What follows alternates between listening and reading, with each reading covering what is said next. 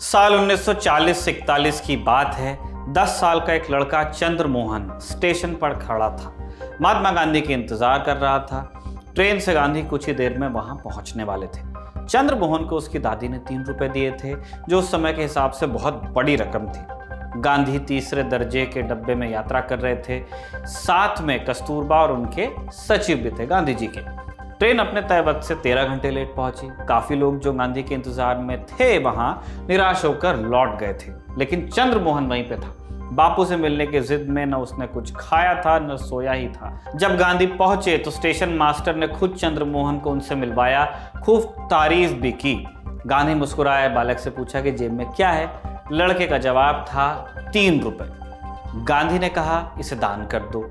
उनके पास एक बक्सा था जिसमें वो दान जमा कर रहे थे। चंद्रमोहन ने कहा, हिम्मत हो तो ले लो, या फिर ये बताओ कि किस लिए दान करूं।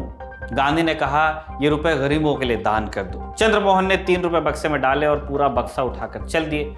चकित गांधी ने उनसे पूछा कि ये क्या कर रहे हो। चंद्रमोहन ने कहा कि पैसा गरीबों के लिए है, मेरे गांव में कई गरीब है, मैं पैसा उन्हें दे दूंगा, आप चाबी दे दीजिए मुझे। कस्तूरबा हंसने लगी और कहा, आज पहली बार आपको कोई टक्कर का आदमी मिला। गांधी जी से उन्होंने कहा था, यह बक्सा मुझे अपनी सौतन लगने लगा था, बढ़िया है बेटा, इसे ले जाओ।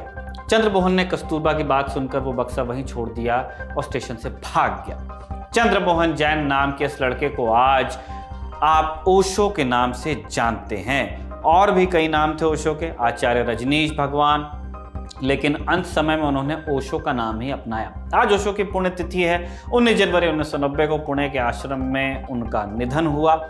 ओशो तमाम उम्र विवादों से घिरे रहे। उसी तरह एक विवाद ओशो की मौत से भी जुड़ा था कि क्या ओशो की मौत स्वाभाविक रूप से हुई थी, क्या इसमें और भी कोई एंगल था, जानेंगे आज के एपिसोड में। नमस्कार, मेरा नाम है निखिल और आप देख रहे हैं भारत के ऐतिहासिक किस्सों कहानी से जुड़ा हमारा रोजाना का कार्यक्रम तारीख।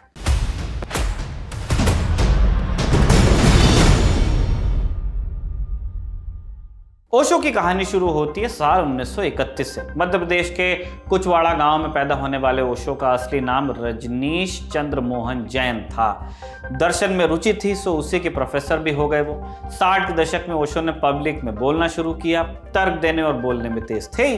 1969 में उन्हें दूसरे वर्ल्ड हिंदू कॉन्फ्रेंस में बुलाया गया। यहाँ उन्होंने कहा कि कोई भी ऐसा धर्म जो जीवन को व्यर्थ बताता हो वो धर्म नहीं है। पुरी के शंकराचार्य नाराज हो गए। उन्होंने ओशो का भाषण रुकवाने की भी कोशिश की। इसी बीच ओशो की एक किताब मार्केट में आई और आते ही किताब ने हंगामा मचा दिया। नाम था संभोग से समाधि। नाम से ही आप समझ सकते हैं कि किताब कितनी कंट्रोवर्शियल थी। इस किताब ने ओशो को इंडिया में वर्ल्ड फेमस किया। उन्होंने पुणे के कोरेगांव पार्क में अपने का आश्रम बनवाया। यहाँ वो ध्यान सिखाने लगे। दुनिया भर से लोग इस आश्रम में आने लगे, जिसके चलते 1977 के आसपास उनकी सरकार से खटपट भी होने लगी। प्रधानमंत्री मोरारजी देसाई ओशो के धुर विरोधी थे। ओशो को लगा कि भारत में अब बात नहीं बन पाएगी ज्यादा दिन, तो उन्होंने यूएस जाने की ठान ली। अमेरिका के ओरेगॉन राज्य में तकरीबन 64,229 एकड़ बंजर जमीन पर एक बड़ा सा कम्यून बनाया गया। नाम दिया गया रजनीशपुरम, छोटा शहर ही कह लीजिए आप। 3 वर्षों के भीतर ही उनके अनुयायियों ने बंजर जमीन से एक सुंदर शहर बना दिया। इस शहर में लगभग 7,000 से अधिक नागरिक थे। इसके अलावा fire brigade, police, restaurant, shopping malls, town house, 42,000 feet लंबी हवाई पट्टी, सार्वजनिक बस सेवा के अतिरिक्त सीवेज प्लांट और जलाशय जैसी सारी आधारभूत सुविधाएं और लग्जरी यहाँ पे मुहैया थी। क्योंकि जो रहने वाले थे वो अपने अपनी फील्ड के ज्यादातर एक्सपर्ट्स थे। उन सब ने अपना एक्सपर्टीज यहाँ पे डोनेट किया था। इस दौर में ओशो कहने लगे कि मैं अमीरों का गुरु हूँ। इस समय पर उनके पास 93 रोल्स रॉयस कारें इकट्ठा हो चुकी थी। एक मशहूर किस्सा है कि तब हिंदी फिल्म इंडस्ट्री में अमिताभ बच्चन के बराबर कद रखने वाले विनोद खन्ना अपना घर बार करियर छोड़कर रजनीशपुरम जाकर बस गए थे। रजनीशपुरम ओशो का सपना था, एक नई दुनिया बसाने का, लेकिन जैसा कि कहते हैं नर्क जाने का रास्ता बेहद अच्छी नियतों से तैयार होता है। ओशो के कम्यून में कई गड़बड़ियां होने लगी। मां आनंद शीलन नाम की उनकी सेक्रेटरी को बायो टेरर अटैक में दोषी पाया गया और उन्हें 20 साल की सजा भी हुई। ओशो कहते रहे कि उन्हें शीला के कारनामों का पता नहीं था। उनके शिष्यों को इस बात पर भरोसा था, लेकिन अमेरिकी सरकार के मुंह में खून लग गया था। सरकार पहले ही रजनीशपुरम को संदेह की दृष्टि से देख रही थी। इसका कारण था अमेरिकी सरकार का एक पुराना कड़वा अनुभव।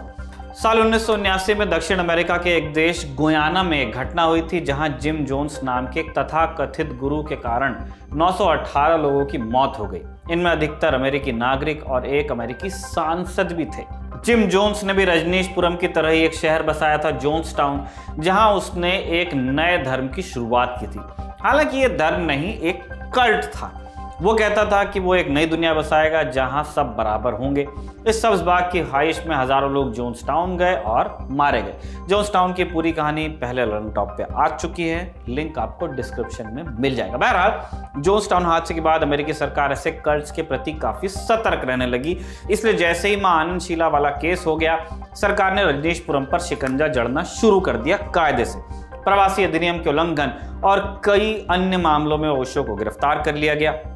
कई दिन जेल में बिताने के बाद ओशो को देश निकाल दे दिया गया। अमेरिका के अलावा 21 देशों ने उनके प्रवेश पर प्रतिबंध लगा दिया। याद कीजिए, यह समय वो था जब यूएस की हेजेमनी बहुत ही एब्सोल्यूट थी और ओशो को तब लौटना पड़ा भारत। रजनीशपुरम का आश्रम दोबारा बंजर हो गया। ओशो के अधिकतर रोल्स रॉयस बेच दी गई।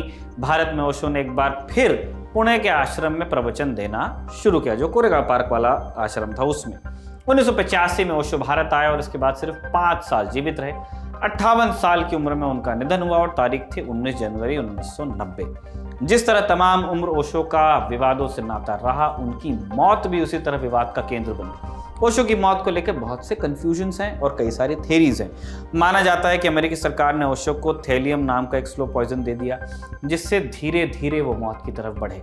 अमेरिका से लौटने के बाद ओशो ने खुद बताया कि मुझ में जहर के लक्षण हैं, मेरा रेजिस्टेंस कमजोर हो गया है। उन्होंने ये भी कहा कि उन्हें खुद इस बात का शक था जब उन्हें अमेरिका में गिरफ्तार किया गया था और बिना कोई वजह बताए उन्हें बेल नहीं दी गई। इसके बाद ही उनमें जहर के लक्षण आए, ऐसा ओशो ने कहा। एक दूसरी कॉन्स्पिरेसी थ्योरी जिसमें कहा जाता है कि ओशो की हत्या हुई थी उनकी प्रॉपर्टी के लिए। पत्रकार अभय वैद्य ने इस पूरे घटनाक्रम पर एक किताब लिखी है, नाम है हु किल्ड ओशो, ओशो को किसने मारा। इस किताब में वैद्य कुछ सवाल उठाते हैं। मसलन ओशो की मृत्यु की पिछली रात करीब 1 बजे डॉक्टर गोकुल गोकानी को आश्रम से फोन किया गया। उन्हें बिना नाम लिए कहा गया कि किसी की तबीयत खराब है, वो जल्दी आए। 2015 में अपने एक स्टेटमेंट में गोकानी ने बताया कि उन्हें पूरे 4 घंटे बाद ओशो के कमरे में जाने दिया गया। गोकानी बताते हैं कि ओशो के हाथ में उल्टियों के छींटे थे। ऐसा लग रहा था जैसे उनके मरने का इंतजार किया जा रहा था। वैद्य सवाल उठाते हैं कि उस रोज आश्रम में और भी डॉक्टर मौजूद थे, फिर बाहर से डॉक्टर क्यों बुलाया गया और ओशो को हॉस्पिटल क्यों नहीं ले जाया गया। गोकानी ने बयान में बताया, अमृतो ने कहा ओशो ने अभी अभी शरीर छोड़ा है, आपको उनका डेथ सर्टिफिकेट लिखना है। उनका शरीर गर्म था और साफ है कि उन्होंने अपना शरीर 1 घंटे से पहले नहीं छोड़ा होगा। गोकानी के अनुसार उन्होंने ओशो को अंतिम सांस लेते नहीं देखा, इसलिए उन्होंने जयेश और अमृतो से उनकी मृत्यु की वजह पूछी। उन्होंने गोकानी से दिल की बीमारी के बारे में लिखने को कहा ताकि शव का पोस्टमार्टम न हो। सवाल ये भी है कि गोकानी ने उल्टियों के बारे में कुछ क्यों नहीं पूछा। बाद में उनका अंतिम संस्कार भी बहुत हड़बड़ी में कर दिया गया। इस मामले में आश्रम की तरफ से आधिकारिक बयान में कहा गया कि ये ओशो की इच्छा थी। वो चाहते थे कि उनका शरीर 10 मिनट से ज्यादा सबके सामने न रखा जाए। ये बातें लिखित में नहीं थी। इसके बाद एक सवाल ये भी उठा कि ओशो के परिवार, उनकी माता जी को भी उनकी तबीयत बिगड़ने के बारे में क्यों नहीं बताया गया, जो इमीडिएट फैमिली है। ओशो की सेक्रेटरी नीलम कहती हैं कि जब उन्होंने ओशो की मां को मौत की बात बताई तो उन्होंने कहा, नीलम, उन्होंने उसे मार दिया। इस मामले में एक बड़ा बवाल साल 2013 में भी खड़ा हुआ था, जब अचानक विदेश की कोर्ट में ओशो की वसीयत पेश कर दी गई। 1990 की इस वसीयत के बारे में पहले कभी किसी ने सुना नहीं था। ये वसीयत ओशो से जुड़े एक ट्रेडमार्क के केस में पेश की गई थी। हालांकि कभी ओशो ने खुद कहा था, कॉपीराइट वस्तुओं और चीज़ों का तो हो सकता है लेकिन विचारों का नहीं। ये केस भारत भी पहुंचा। ओशो के एक फॉलोअर हैं योगेश ठक्कर। कुछ साल पहले उन्होंने इस वसीयत को कोर्ट में चैलेंज किया था। योगेश के अनुसार ये वसीयत जाली है। योगेश का कहना था कि ओशो आश्रम की हजारों करोड़ों की संपत्ति, किताबों और ऑडियो वीडियो से मिलने वाली करोड़ों की रॉयल्टी को जाली तरीके से हड़पा जा रहा है। मामला बॉम्बे हाईकोर्ट तक पहुंचा और 2018 में बॉम्बे हाईकोर्ट ने योगेश की अपील को खारिज किया। जांच एजेंसियों द्वारा इस मामले में अदालत के सामने एक सी समरी रिपोर्ट दाखिल की गई। सी रिपोर्ट उन मामलों में दाखिल की जाती है जिसमें जांच एजेंसियां सही या गलत दोनों निष्कर्ष पर नहीं पहुंच पाती। मामला यहीं नहीं रुका। कुछ लोगों ने दिसंबर 2018 में इस वसीयत की ट्रुथ लैब्स नाम की एक फोरेंसिक लैब से जांच कराई। लैब ने अपनी रिपोर्ट में कहा कि वसीयत में ओशो के जाली दस्तखत किए गए थे। मामला तब से दोबारा कोर्ट में चला गया। ओशो की मृत्यु का ये विवाद ऐसे तमाम विवादों की फहरिस्त में शामिल है जिसका ठीक ठीक जवाब शायद ही मिल सके। हालांकि ओशो 21वीं सदी में अभी भी उतने ही लोकप्रिय हैं। उनकी किताबें हजारों की संख्या में बिकती हैं आज भी, और लोकप्रियता के वर्तमान पैमानों से मापें तो ओशो के वीडियो सोशल मीडिया पर लाखों की संख्या में देखे भी जाते हैं। उनके फॉलोअर्स मानते हैं कि ओशो न पैदा हुए न मरे, बस इस धरती पर 11 दिसंबर 1931 से 19 जनवरी 1990 के बीच भ्रमण के लिए आए थे। आज के लिए इतना ही। जाते जाते आपके लिए एक ज़रूरी सूचना है। ललन टॉप आपके लिए एक स्पेशल पेशकश लाया है, Lallan top premium membership program. ये क्या है, इस बारे में ये देखिए एक मैसेज। शुरू हो गया है YouTube पर ललन टॉप का नया मेंबरशिप प्रोग्राम LT प्रीमियम। क्या होगा इसमें? LT प्रीमियम मेंबर्स किसी भी प्लेटफॉर्म से 3 दिन पहले देख सकते हैं guest in the news room और किताब वाला जैसे कई शोज। ललन टॉप के हम सब एंकर्स हर हफ्ते आपसे करेंगे लाइव चैट, देंगे आपके सवालों के जवाब। ललन टॉप के न्यूज रूम में क्या होता है, अर्ली एक्सेस ब्लॉग में दिखेगी न्यूज रूम की रोचक जानकारी और उठापटक। ये मेंबरशिप लेने के बाद सिने सन्यासी समेत कई नए नवेले पॉडकास्ट भी आप सबसे पहले सुन पाएंगे। जो हमारे नए शोज प्रस्तावित हैं उस पर भी आपकी राय ली जाएगी, खास तौर पर क्योंकि आप हैं हमारे प्रीमियम व्यूअर। इसके अलावा मज़ेदार स्टिकर्स के साथ चैट कमेंट करके आप नजर आएंगे सबसे अलग। इन स्टिकर्स का इस्तेमाल आप YouTube के चैट और कमेंट सेक्शन में कर पाएंगे। इस मजे के लिए क्या करना होगा, इस जुड़ाव के लिए क्या करना होगा, जाना होगा ललन टॉप के YouTube चैनल पर और ज्वाइन बटन को प्रेस करना होगा। फिर सिर्फ 59 रुपए महीने में मिलेगा ललन टॉप आनंद। एप्पल यूजर नीचे दिए लिंक पर क्लिक कर LT प्रीमियम सब्सक्राइब करें। ये था आज का तारीख का एपिसोड। कमेंट बॉक्स में लिख के बताइएगा कि कमल का लिखा ये एपिसोड कैसा लगा। इस एपिसोड को कैमरे पर रिकॉर्ड किया था हमारे दोस्त जतिन ने। एडिट जिन्होंने किया उनका नाम आपको डिस्क्रिप्शन में मिल जाएगा, उनका भी धन्यवाद आप कर सकते हैं कमेंट्स में। अगले एपिसोड में आपसे मुलाकात होगी ऐसी कामना के साथ। आज लेते हैं विदा। देखते रहिए दी ललन टॉप।